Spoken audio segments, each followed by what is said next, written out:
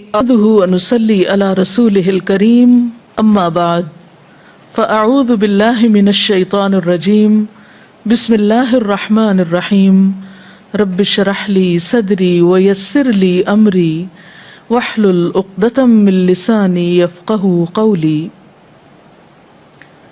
اللہ تعالیٰ کا لاکھ لاکھ شکر ہے کہ ایک بار پھر رمضان المبارک اپنی رحمتوں اور برکتوں کے ساتھ ہم پر سایہ فگن ہے۔ رمضان المبارک اللہ تعالیٰ کی خاص نعمتوں میں سے ایک نعمت ہے۔ یہ وہ مبارک مہینہ ہے جس میں قرآن پاک نازل ہوا۔ تو آئیے دیکھتے ہیں کہ اس مہینے سے ہم کس کس طریقے پر فائدہ اٹھا سکتے ہیں، خصوصی طور پر ہمیں کون سے کام ایسے کرنے چاہیے کہ جس سے ہم اس مہینے سے صحیح طور پر فائدہ اٹھا سکیں۔ اگر دیکھا جائے تو ہمارا دین دو بڑے کاموں کا مجموعہ ہے۔ ایک طرف ہمیں اپنے رب کے حقوق ادا کرنا ہے جس نے ہمیں پیدا کیا، جس نے ہمیں زندگی جیسی نعمت دی اور بے شمار دیگر نعمتیں عطا کی، ہم اس کے احسان مند ہوں، اس کے حقوق ادا کریں۔ اور دوسری طرف ان انسانوں کے حقوق کی ادائیگی ہمارے دین کا ایک لازمی حصہ ہے، جن انسانوں کے ساتھ ہم اس زمین پر رہتے ہیں، جن کے ساتھ ہمارا دن رات رابطہ اور واسطہ ہوتا ہے، تعلق ہوتا ہے۔ اور ایک انسان کی زندگی اسی وقت پرسکون اور خوبصورت زندگی بن سکتی ہے، اور دوسری طرف اس زمین پر بسنے والے انسانوں کے ساتھ اچھا سلوک کرے، احسان کے ساتھ پیش آئے۔ جو انسان ان دونوں چیزوں کی طرف توجہ دیتا ہے وہی انسان دراصل ایک اعتدال کی زندگی بسر کرتا ہے، جس کے نتیجے میں انسان اس دنیا میں بھی سکون پاتا ہے اور دوسری زندگی یعنی آخرت کی زندگی بھی اس کی خوشگوار ہو سکتی ہے۔ تو آئیے دیکھتے ہیں کہ اس مہینے میں کرنے کے کام کیا ہیں۔ سب سے پہلے حقوق اللہ تعالیٰ کے حقوق، اپنے خالق کے حقوق کی ادائیگی میں نمبر 1 نماز ہے۔ نماز دین کا ستون ہے، ایک مومن اور کافر کے درمیان فرق ہے۔ نماز نبی صلی اللہ علیہ وسلم کے نزدیک آنکھوں کی ٹھنڈک ہے، اور یہ ایک حقیقت ہے کہ انسان کے لیے سکون حاصل کرنے کا سب سے بڑا ذریعہ نماز ہے، جس میں انسان پاک صاف ہو کر پوری یکسوئی اور توجہ کے ساتھ اللہ تعالیٰ کے حضور حاضر ہو کر اس کو یاد بھی کرتا ہے اور اس سے دعائیں بھی کرتا ہے۔ اور اس مہینے میں فرض نماز کے علاوہ خصوصی طور پر نوافل کا اہتمام ضروری ہے، جن میں خصوصاً رات کا قیام تراویح کی شکل میں یا پھر تہجد کی شکل میں، کیونکہ نبی صلی اللہ علیہ وسلم نے فرمایا من قام رمضان ایمانا و احتسابا غفر له ما تقدم من ذنبه، جس نے ایمان اور احتساب یعنی اپنا حساب کرتے ہوئے اور اللہ تعالیٰ سے اچھے اجر کی توقع رکھتے ہوئے صرف اللہ کی رضا کی خاطر رات کا قیام کیا، اللہ تعالیٰ اس کے پچھلے سب گناہ معاف فرما دیں گے۔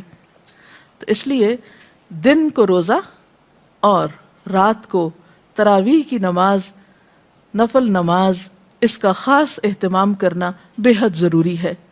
روزے اور نماز کے علاوہ خصوصی طور پر اس مہینے میں قرآن پاک سے تعلق قائم کرنا چاہیے، کیونکہ یہ وہ مہینہ ہے جس میں قرآن پاک نازل ہوا۔ شہر رمضان الذی انزل فیہ القرآن، رمضان وہ مہینہ ہے جس میں قرآن پاک اتارا گیا ہے، لہٰذا قرآن پاک سے مختلف طریقے پر آپ تعلق قائم کر سکتے ہیں، مثلاً تلاوت کے ذریعے، رات کو تراویح میں سن کر، یعنی آپ ایسی جگہ پر تراویح پڑھیں جہاں کوئی اچھا قاری خوبصورت انداز میں قرات کرتا ہو، یعنی خود تلاوت کے علاوہ قرآن کا سننا بھی ایک عبادت ہے، اور خصوصاً نماز کے اندر اس کا پڑھنا اور سننا عام قرات سے زیادہ اجر و ثواب کا باعث ہے، کیونکہ قیامت کے دن قرآن پاک انسان کے حق میں سفارش کرے گا اور کہے گا کہ یا اللہ اس نے مجھے قیام کی حالت میں پڑھا۔ پھر اسی طرح قرآن پاک چونکہ ہدایت کی کتاب ہے، اس لیے تلاوت اجر کی خاطر اور ثواب کی خاطر کرنے کے علاوہ، برکت کی خاطر کرنے کے علاوہ اس کا سمجھنا بہت ضروری ہے۔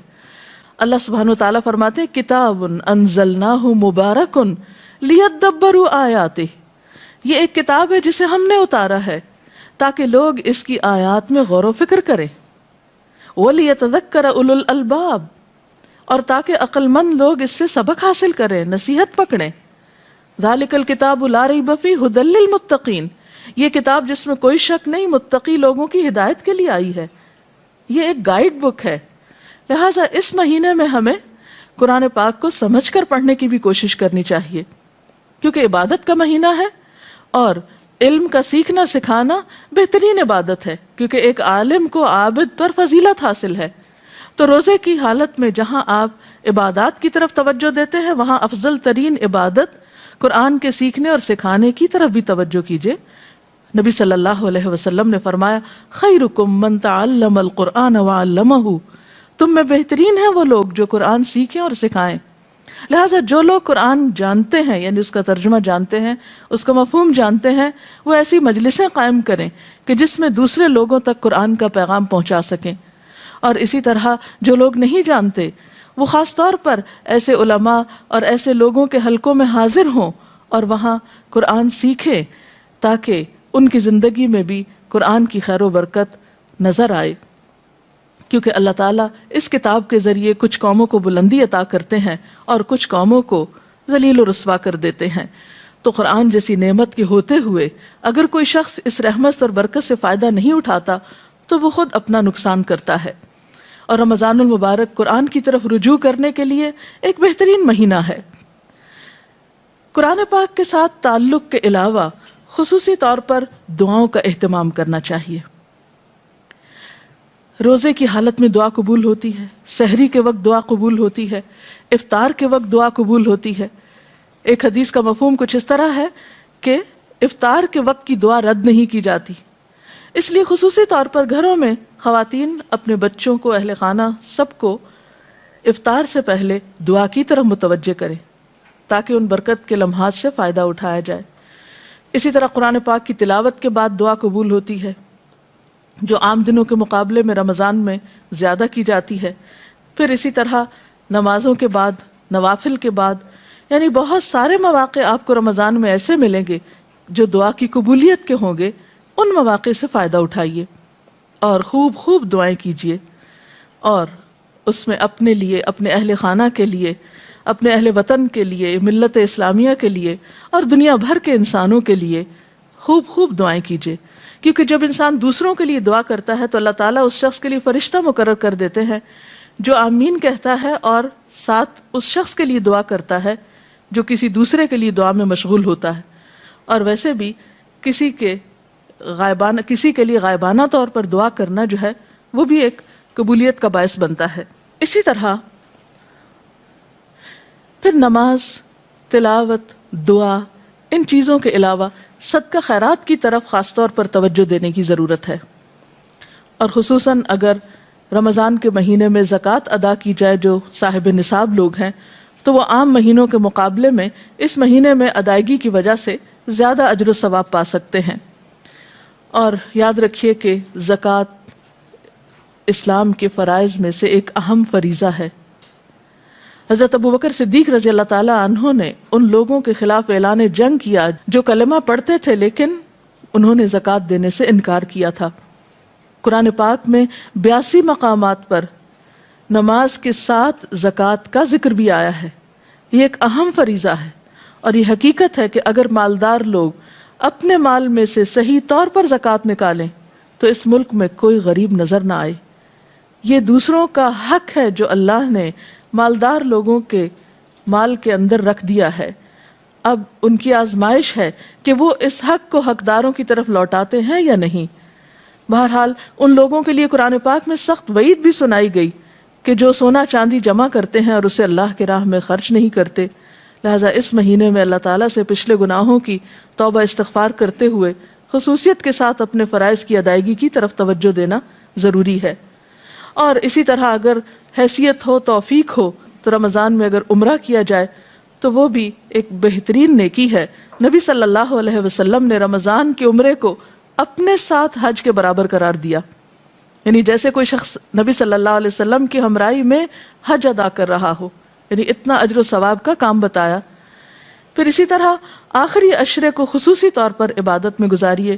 نبی اکرم صلی اللہ علیہ وسلم رمضان میں جہاں عبادت کرتے، یعنی پہلے 2 عشروں میں، وہاں خاص طور پر آخری عشرے میں خوب عبادت کرتے، خود بھی جاگتے، اپنے اہل خانہ کو بھی جگاتے، کیونکہ اس آخری عشرے کی راتوں میں سے ایک رات میں لیلۃ القدر ہوتی. اور جیسا کہ قرآن پاک میں آتا ہے وَمَا أَدْرَاكَ مَا لَيْلَةُ الْقَدْرِ لَيْلَةُ الْقَدْرِ خَيْرٌ مِّنْ أَلْفِ شَهْرٍ. تم کیا جانو کہ یہ لیلۃ القدر کیا ہے؟ یہ 1000 راتوں سے بہتر ہے. لہٰذا اس رات کی خاص طور پر تلاش کرنی چاہیے، اس کا اہتمام کرنا چاہیے. اس رات میں جو بھی شخص اللہ سے ثواب کی امید رکھتے ہوئے قیام کرے گا، اللہ تعالیٰ اس کے پچھلے سارے گناہ معاف فرما دیں گے. اور اگر توفیق ہو تو آخری عشرے میں نبی صلی اللہ علیہ وسلم کی سنت پر عمل کرتے ہوئے اعتکاف کا اہتمام بھی کرنا چاہیے. اللہ تعالیٰ سے دعا ہے کہ وہ ہمیں بہترین نیکیوں کی توفیق دے اور اس رمضان کو ہماری بخشش کا ذریعہ بنا دے اور ہمیں پچھلے گناہوں کے کفارے کی توفیق عطا کر دے. وآخر دعوانا ان الحمد للہ رب العالمین. اگر آپ میں سے کوئی آج کی اس ٹاک کے بارے میں، گفتگو کے بارے میں کوئی سوال کرنا چاہے تو یو آر ویلکم. جی آپ سوال کریں. ڈاکٹر صاحبہ، جیسا کہ ابھی آپ نے فرمایا کہ ہمارے دین میں 2 بنیادی چیزیں جو بہت اہم ہیں، وہ ان میں سے ایک حقوق اللہ اور دوسرا حقوق العباد. ان دونوں میں توازن کس طرح رکھا جا سکتا ہے؟ کیونکہ عام طور پہ دیکھا یہ گیا ہے کہ انسان ایک طرف ہو کے رہ جاتا ہے. اس کی طرف آپ کچھ وضاحت کریں گے؟ حقوق اللہ اور حقوق العباد میں توازن قائم کرنا بے حد ضروری ہے، کیونکہ اگر کوئی شخص اللہ تعالیٰ کے حقوق کو ضائع کرتا ہے، یعنی نماز روزے سے غفلت برتتا ہے اور صرف انسانوں کی خدمت کرتا ہے، تو یہ بھی کافی نہیں. کیونکہ جس کے ہم پر احسانات ہیں ہم نے اسی کا احسان نہیں مانا، تو دوسرے انسانوں پر احسان کرنا پھر کافی نہیں. اور کچھ لوگ ایسا ہیں کہ جو حقوق اللہ کی ادائیگی تو کرتے ہیں لیکن حقوق العباد سے غفلت اختیار کرتے ہیں. تو ان دونوں میں توازن کے لیے ٹائم مینجمنٹ کی بہت ضرورت ہے. اللہ تعالیٰ نے ہمارے اوپر بہت احسان فرمایا کہ ہماری عبادات کے اوقات مقرر کر دیے. مثلا نمازوں کے اوقات مقرر ہیں، روزے کے لیے ایک مہینہ مقرر ہے، حج کا وقت مقرر ہے.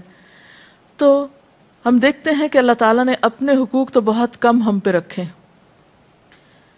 دن میں 5 اوقات میں نماز جو پڑھنا ہوتی ہے وہ ان کے اوقات اس مناسب طریقے سے رکھے گئے ہیں کہ ہمارے لیے کچھ بھی بوجھ نہیں ہے. دن کا ایک بڑا حصہ صبح کا وقت کام کے لیے رکھا گیا. شام میں نمازوں کے اوقات قریب قریب ہیں لیکن اس میں بھی ادائیگی کچھ مشکل نہیں. حقیقت یہ ہے کہ نماز انسان کو ایک اسٹرینتھ دیتی ہے، قوت دیتی ہے اور اس کو مزید تیار کرتی ہے کہ وہ حقوق العباد کو اچھی طرح ادا کر سکے اور صرف اللہ کی رضا کے لیے ادا کرے. اور حقوق اللہ کی ادائیگی کے بعد انسان اپنے ذہن میں حقوق العباد کی فہرست رکھے، اس میں ان تمام افراد کی طرف توجہ رکھے جو اس کے دائرہ کار میں آتے ہیں اور ان کے لیے بھی اوقات مقرر کرے. نبی صلی اللہ علیہ وسلم کی ایک اور حدیث سے ہمیں پتہ چلتا ہے کہ آپ صلی اللہ علیہ وسلم نے ہمیں اس بات کی تعلیم دی ہے کہ ہر انسان کے پاس کچھ گھڑیاں ایسی ہوں جن میں وہ اپنے رب سے بات کرے، کچھ گھڑیاں ایسی ہوں جن میں وہ انسانوں کے حقوق ادا کرے، کچھ گھڑیاں ایسی ہوں کہ جس میں وہ سیکھنے سکھانے کا کام کرے. تو بہرحال ہمیں ان دونوں طرف ایکولی توجہ دینا ہوگی اور ان کے اوقات کی پابندی کرنا ہوگی. ہر شخص اپنی سہولت کے مطابق ایک ٹائم ٹیبل بنا سکتا ہے. ڈاکٹر صاحب، روزے کے 2 چیزیں بہت اہم ہیں، سحری کھانا اور افطار کرنا. ہم یہ دیکھتے ہیں کہ عموماً ہمارا ٹرینڈ جو ہے افطار کی طرف زیادہ جاتا ہے اس کے اہتمام میں. کچھ سحری کی فضیلت کے بارے میں آپ ہمیں بتائیں گے؟ جی، یہ آپ نے درست فرمایا کہ عموماً ہمارے ہاں افطار کا تو بہت اہتمام کیا جاتا ہے لیکن سحری کی طرف زیادہ توجہ نہیں دی جاتی. آپ نے فرمایا سحری کیا کرو کیونکہ سحری کرنا بابرکت ہے، سحور میں برکت ہے. اور پھر ویسے بھی دیکھیے کہ سحری کے وقت دعائیں قبول ہوتی ہیں. اہل ایمان کی خصوصی صفت بتائی گئی، وَبِالْأَسْحَارِ هُمْ يَسْتَغْفِرُونَ.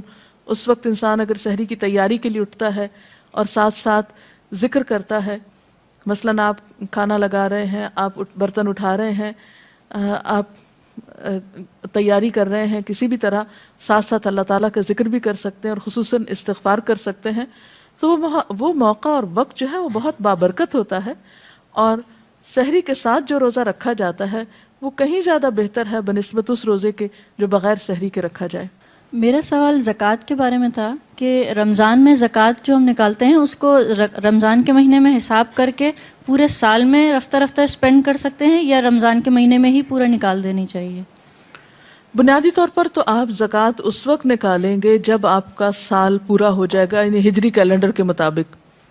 مثلاً اگر آپ نے محرم میں کچھ سونا خریدا جو کہ نصاب کی حد کو پہنچتا تھا، تو اس صورت میں آپ کی زکوٰۃ اگلے سال محرم کی اس تاریخ کو ڈیو ہو جائے گی، یعنی آپ کو ادا کرنا ہوگی. اب ضروری نہیں کہ آپ رمضان تک 8-9 مہینے انتظار کریں اور زکوٰۃ روک کے بیٹھے رہیں اور پھر آپ رمضان میں بھی پوری نہیں ادا کریں اور پھر سال بھر تھوڑی تھوڑی ادا کریں، تو یہ درست نہیں ہوگی، یہ بات درست نہ ہوگی. اس سلسلے میں حکم یہ ہے کہ جب سال پورا ہو تو آپ زکوٰۃ نکال دیں، کیونکہ زکوٰۃ کا مال اگر آپ کے مال میں شامل ہوا تو آپ کے مال کو بھی نقصان پہنچا سکتا ہے. زکوٰۃ کی ادائیگی دراصل مال کی صفائی اور تطہیر کا ذریعہ ہے. اس کے لیے آپ ان ایڈوانس، یعنی مثلاً آپ کی اگر زکوٰۃ محرم میں ڈیو ہے اور آپ اگلے محرم تک سال میں پہلے ہی تھوڑی تھوڑی ادا کرتے رہیں، تو وہ زیادہ بہتر ہے بنسبت اس کے کہ آپ سال بھر گزر جائے اور لوگوں کا پیسہ آپ کے مال میں باقی رہے اور آپ رمضان کا انتظار کرتے رہیں، تو صورت میں یہ درست نہ ہوگا. ہاں یہ ہے کہ آپ رمضان میں ان ایڈوانس زکوٰۃ دے دیں اور محرم میں جب آپ کی ڈیو ہو تو اس وقت تک آپ اپنے فریضے سے فارغ ہو چکے ہوں، تو ایسا کیا جا سکتا ہے. اس کے ساتھ ہی ہمارے آج کے پروگرام کا وقت ختم ہوتا ہے. انشاءاللہ اگلے پروگرام کے ساتھ حاضر ہوں گے.